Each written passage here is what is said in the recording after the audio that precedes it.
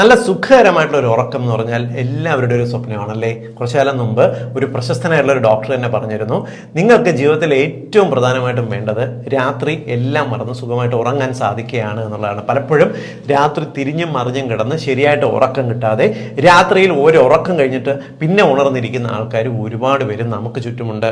എന്നാൽ ശരിയായിട്ട് ഉറക്കം കിട്ടുന്നതിന് സഹായിക്കുന്ന 5 പ്രധാനപ്പെട്ട കാര്യങ്ങൾ, ജീവിതത്തിൽ നിർബന്ധമായിട്ടും എന്നും പാലിക്കേണ്ട 5 കാര്യങ്ങൾ പറഞ്ഞുതരാം.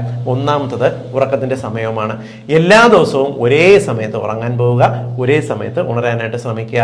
പലപ്പോഴും രാത്രി ഇപ്പോൾ ഒരു ദിവസം 10 മണിക്ക് കിടക്കുന്നു, ഒരു ദിവസം 11 മണിയാവും, വേറെ ദിവസം 12:30 വരെ ഉണർന്നിരിക്കുന്നു. ഈ രീതിക്ക് സ്ലീപ്പിനകത്ത് നിങ്ങൾക്കൊരു കൃത്യമായിട്ടുള്ള പാറ്റേൺ ഇല്ല എങ്കിൽ നിങ്ങളുടെ തലച്ചോറിന്റെ ഉറക്കത്തിന്റെ പാറ്റേൺ മാറിപ്പോവുകയും ഉറക്കം കിട്ടാതെ വരുന്നതിന് പ്രധാന കാരണമാകുകയും ചെയ്യും.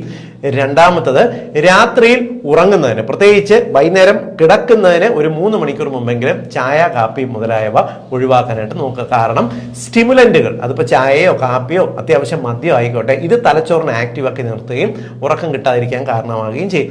വൈകുന്നേരം ചായയോ കാപ്പിയോ കഴിച്ചാൽ പിന്നെ കഴിക്കാതിരിക്കാൻ ശ്രദ്ധിക്കണം. കോളയും ഇതുപോലെ തന്നെയാണ്. അടുത്തത് ബെഡിന്റെ കാര്യമാണ്. പകല് കിടക്കാനായിട്ട് ബെഡിൽ കയറരുത്. രാത്രിയിൽ വെറുതെ ബെഡിൽ കിടന്ന് വായിക്കുകയോ ബെഡിലിരുന്ന് എഴുതുകയോ ചെയ്യരുത്. ഉറങ്ങാൻ മാത്രം ബെഡിലേക്ക് പോവുക. ഈ ഒരു ശീലം ഡെവലപ്പ് ചെയ്യുന്നുണ്ടെങ്കിൽ ഓട്ടോമാറ്റിക്കലി തലച്ചോറ് നിങ്ങളുടെ ബെഡ് കാണുമ്പോൾ തന്നെ ഉറക്കം വരുന്ന ഒരു രീതി നിങ്ങളുടെ ശരീരത്തിന് ഡെവലപ്പായി വരും. അടുത്ത 4ാമത്തെ കാര്യം എന്ന് പറയുന്നത്, നിങ്ങൾ രാത്രിയിൽ കഴിക്കുന്ന ഭക്ഷണത്തിന്റെ അളവ് ഗണ്യമായിട്ട് കുറയ്ക്കാനായിട്ട് ശ്രദ്ധിക്കുക.